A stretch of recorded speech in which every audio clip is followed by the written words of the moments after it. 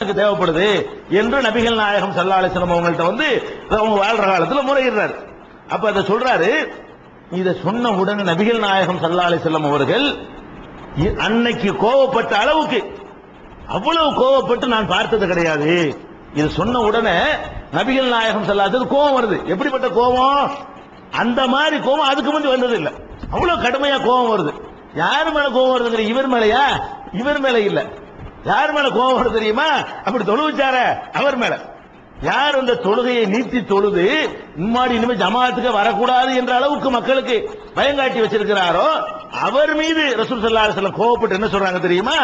அய்யுஹன்னாஸ் இன்னக்கும் முனஃபிரூன், உங்கள வெறுப்பூட்டக்கூடியவர்கள் இருக்கிறீர்கள்.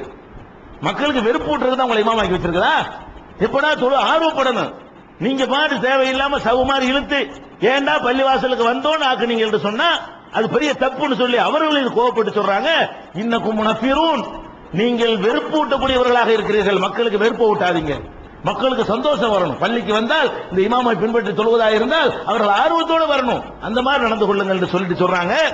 ஃபமன் ஸல்லா பின்னாசி ஃபல்யுஹஃபிஃப், மக்களுக்கு நீ இமாமத்து செய்யணும்னு வந்து விட்டால் சுருக்கமா லேசா தொழுவி இழுத்துறாங்க.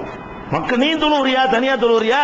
பக்கரா கூட போய் தொழு, ஒரு மணி நேரம் கூட தொழுது விட்டு ருக்கு செய், யாரும் கேட்க முடியாது. மக்களுக்கு தொழுவைக்கு வந்து விட்டேனால் நீ வந்து வேகமா தொழுவிக்கணும், சீக்கிரம் முடிச்சிடணும், அதிகமா இழுத்தரக்கூடாது என்று நபிகள் நாயகம் ஸல்லல்லாஹு அலைஹி வஸல்லம் சொல்றாங்க. அப்ப மக்களுக்கு வந்து வெறுப்பு ஊட்டுகிற விதத்தில் இந்த மார்க்கத்தை கொண்டு போயிடக்கூடாது. அவ்வளவு லேசான மார்க்கத்தை அல்லாஹ் தந்திருக்கிறான் என்று நபிகள் நாயகம் ஸல்லல்லாஹு அலைஹி வஸல்லம் சொல்றாங்க.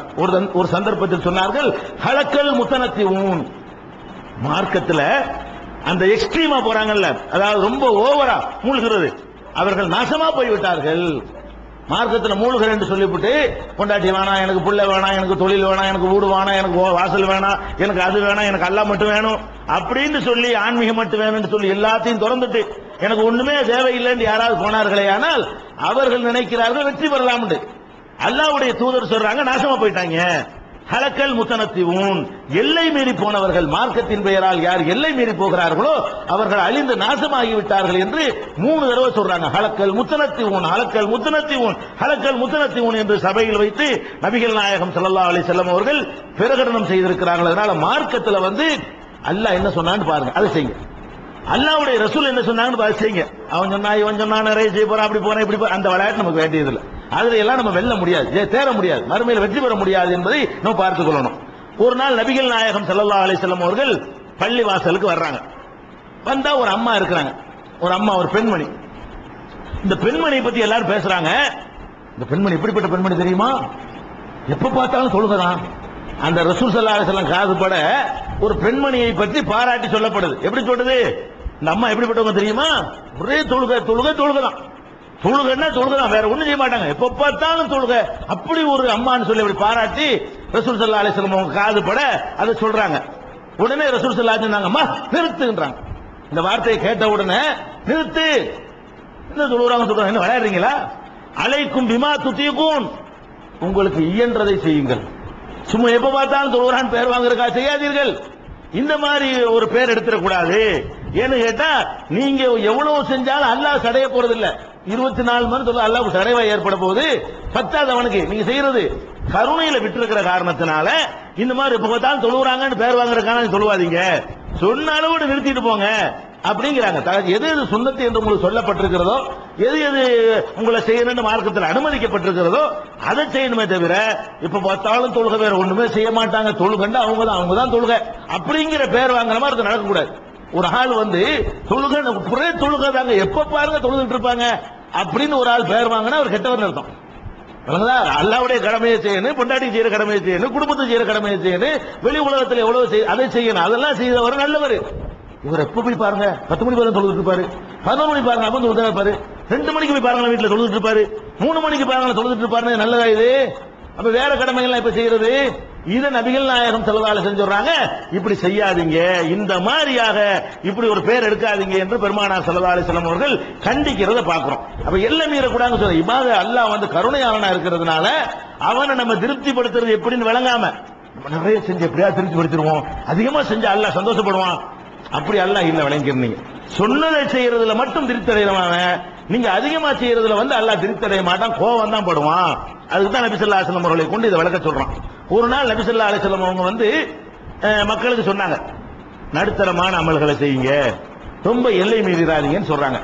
அப்ப சில சஹாபாக்கள் கேட்கிறாங்க, லஸ்னாக ஹையத்துக்கு யார சொல்லலாம், அல்லாஹ்வுடைய தூதரை நாங்க என்ன உங்களை மாதிரியா, நீங்க கொஞ்சம் செஞ்சாலும் நீங்க எப்படியா சொர்க்கத்துக்கு போயிருவீங்க, நீங்க அல்லாஹ்வுடைய தூதர், நாங்கெல்லாம் நிறைய செஞ்சாதான் போவையால், உங்களுக்கு நாங்கள் ஒன்னா, நீங்க பாவம் செஞ்சா கூட அட்வான்ஸா மன்னிச்சிருங்கிறாங்க, நீங்க பாவம் செஞ்சாலும் மன்னிச்சிடுறேன் அட்வான்ஸ் பெற்றிருக்கிற காரணத்தினால நீங்க கொஞ்சம் அமல் செஞ்சா கூட எப்படி சொர்க்கத்துக்கு போயிருவீங்க, அமலே செய்யாட்ட கூட பாவத்தை மன்னிக்கிறேங்கிறாங்கல்ல, நீங்க போயிடலாம், நாங்க அப்படியா அப்படின்னு சொல்லி என்ன செய்யறாங்க சஹாபாக்கள் கேட்கிறாங்க.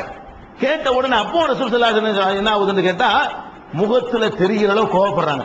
சொன்ன உடனே கோவம், என்ன நினைச்சிட்டு இருக்கிறீங்க நீங்க, உங்களை விட நான் அல்லாஹ்வை அதிகம் அஞ்சுகிறேன், உங்களை விட அல்லாஹ்வை நான் அதிகம் அறிந்து வைத்திருக்கிறேன், சொன்னதை செய்யுங்க, எதை நான் சொல்கிறேனோ எதை அல்லாஹ் சொல்கிறானோ அதை செய்யுங்கள், நீங்கள் அல்லாஹ்வை திருப்திப்படுத்துறேன்னு சொல்லிட்டு எல்லை மீறி போய் விடாதீர்கள் என்று அந்த நேரத்திலும் கோபமாக நபி ஸல்லல்லாஹு அலைஹி வஸல்லம் அவர்கள் கண்டிச்சதை நம்ம பார்க்கிறோம். அதே மாதிரி அம்ர் இப்னு ஆஸ் ஒரு சஹாபி, அப்பதான் கல்யாணம் ஆயிருக்கு அவருக்கு.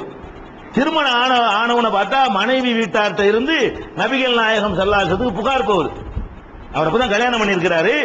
பொண்ணு கொடுத்தவங்க கம்ப்ளைண்ட் பண்றாங்க, அல்லாஹ்வுடைய தூதரே நல்ல மனுஷன் கல்யாணம் பண்ணி கொடுத்தோம், இவர் எப்ப பார்த்தாலும் தொழுதுகிட்டு இருக்காரு, பகலெல்லாம் தொழுகிறாரு, ராத்திரி பூரா நோன்பு வைக்கிறாரு, எதுக்கு என் மோளை கட்டி கொடுத்தேன்னு தெரியல, அந்த மாதிரியான ஒரு சந்தோஷமா இருக்க மாட்டேங்கிறாரு என்று அவரை பற்றி நபிகள் நாயகம் ஸல்லல்லாஹு அலைஹி வஸல்லம் அவர்கள்ட்ட புகார் தெரிவிக்கிறாங்க. உடனே ஓடி போறாங்க ரசூல் ஸல்லல்லாஹு அலைஹி வஸல்லம் அவரை தேடி, கூப்பிட விட்டா கூட வந்திருப்பாரு. நபி ஸல்லல்லாஹு அலைஹி வஸல்லம் செய்யறாங்க, அவரை தேடி போறாங்க. அவரை தேடி போய், என்னப்பா அம்ர் இப்னு ஆஸ், இப்படி ஒரு கம்ப்ளைண்ட் வருது நெசமா, நீ பகலெல்லாம் தொழுவுறேன்னு சொல்றாங்களே நெசமா, பகலெல்லாம் நோன்பு வைக்கிறாங்கிறாங்களே, ராத்திரி பூரா நின்று தொழுவுறேங்கிறாங்களே, இது நெசமான்னு கேட்கிறாங்க. ஆமா நெசம்தான், அப்படிதான் நான் செய்யறேன் அப்படின்னு ஒரு சொல்றாரு. அப்ப நபி ஸல்லல்லாஹு அலைஹி வஸல்லம் சொல்லி காட்டுறாங்க, இப்படி செய்யாத, பையன்ன கைதா ஃபால்ததாலிக்க, இந்த மாதிரி நீ செய்ய ஆரம்பித்தால் ஹஜமத்து ஐனுக்க, உன்னுடைய கண்கள் சோர்வடையும், ராத்திரி பூரா விழிச்சிட்டு இருந்தேன்னு சொன்னா கண்ணுக்கு கேடு ஏற்படும், வனபகத் நஃப்சுக்க, உன்னுடைய உடலுக்கும் உயிருக்கும் கூட உன் ஆத்மாவுக்கு என்ன செய்யும், பலவீனப்பட்டு போயிடும். இன்னலி நஃப்சிக ஹக்கா, உனக்கு செய்யற கடமை என்று சில கடமைகள் மார்க்கத்தில் இருக்கின்றன. ஒலை அஹ்லிக ஹக்கா, உன்னுடைய குடும்பத்திற்கு செய்ய வேண்டிய கடமை இருக்கிறது. அதனால சும்வ அஃப்திர், நோன்பு வை, நோன்பு வைக்காம இருப்பா, ஒரு நாளைக்கு நோன்பு வை, ஒரு நாளைக்கு நோன்பு வைக்காத, 2 நாளைக்கு வை, 2 நாளைக்கு விட்டுரு, ஒக்கும் வனம், எந்திரிச்சு ஒரு நாளைக்கு தொழுவு, ஒரு நாளைக்கு தூங்கிரு, கொஞ்ச நேரம் தொழுவு, கொஞ்ச நேரம் தூங்கு, ஒரே தொழுதுட்டே இருந்தீங்கன்னா அது என்ன செய்யறது, அப்ப அந்த மாதிரி செஞ்சிடாதப்பா என்று வழிய போய் நபிகள் நாயகம் ஸல்லல்லாஹு அலைஹி வஸல்லம் அவர்கள் அறிவுரை சொன்னதை பார்க்கிறோம். அப்ப இதுதான் எதுக்கு சொல்றோம்னு கேட்டா, இந்த மார்க்கத்தின் பெயரால வரம்பு மீறுற காரணத்தினாலதான் சுன்னத்துகள் அடிபட்டு இந்த மார்க்கத்துல பிதஅத்துகள் உண்டாகி போச்சு. அல்லாஹ் சொன்னது போதும், ரசூல் சொன்னது போதும் இருந்தோம்னு சொன்னா கரெக்டான மார்க்கம் நம்மகிட்ட இருக்கும். 10வது நினைக்க ஆரம்பிச்சீங்கன்னா நீங்க புதுசு புதுசா உண்டாக்குவீங்க, செய்ய வேண்டியதை விட்டுருவீங்க. இன்னைக்கு கத்தம் பாத்தியா வந்தனால தொழுக போச்சா இல்லையா? கத்தம் பாத்தியாவில் ஆர்வம் காட்டக்கூடிய மக்கள் 5 வேளை தொழுகிறாங்களா? போலி சடங்குகள்ல ஆர்வம் காட்டக்கூடிய மக்கள் நோன்பு வைக்கிறாங்களா? மார்க்கம் சொல்லக்கூடிய மற்ற சுன்னத்துக்களை ஒழுங்கா பேணுறாங்களா? பேண மாட்டேங்கிறாங்க. மார்க்கம் அடிபட்டு போயிடும். நீங்க எப்ப இல்லாத நீங்க கூட ஆரம்பிக்கிறீங்களோ இருக்கிறது உங்களை விட்டு மைனஸ் ஆகி போயிடும். அதனால அல்லாஹ் ரசூல் சொன்னதோடு நிப்பாட்டிக்கிறேன். அவன் சொன்னதை செஞ்சா உங்களுக்கு மார்க் கொஸ்டின், அவனுக்கு பயன் தானே இபாதத்து பண்றோம். இபாதத்து எதுக்கு பண்றீங்க? உங்களுக்கு இபாதத்து உணவா? இபாதத்து செஞ்ச அப்படி வயிறு நிறைய ஒண்ணும் கிடையாது. அவனுக்கு பயந்து செய்யறோம்.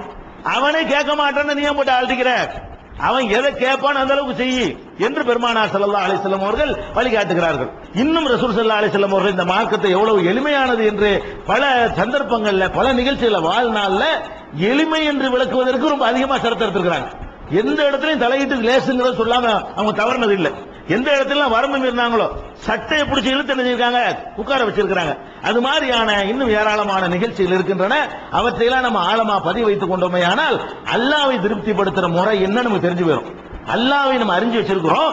அல்லாஹ்வை திருப்திப்படுத்துறது என்றால் அவன் சொன்னதை செய்தால் தான் திருப்தி அடைவான், அவனுடைய ரசூல் சொன்னதை செய்தால் தான் திருப்தி அடைவானே தவிர நீங்களா இஷ்டத்துக்கு எதையாவது அதிகம் பண்றேன்னு பண்ணுனீங்க அவன் திருப்தி அடைவதற்கு பதிலாக கோபம் அடைவான் என்பதை புரிந்து அல்லாஹ்வோடு நம்ம சரியான விதத்தில் நடந்து கொள்வதற்கு அல்லாஹ் அருள் புரிவானாக. வாஹிரு தாவானா அல்ஹம்துலில்லாஹி ரப்பில் ஆலமீன்.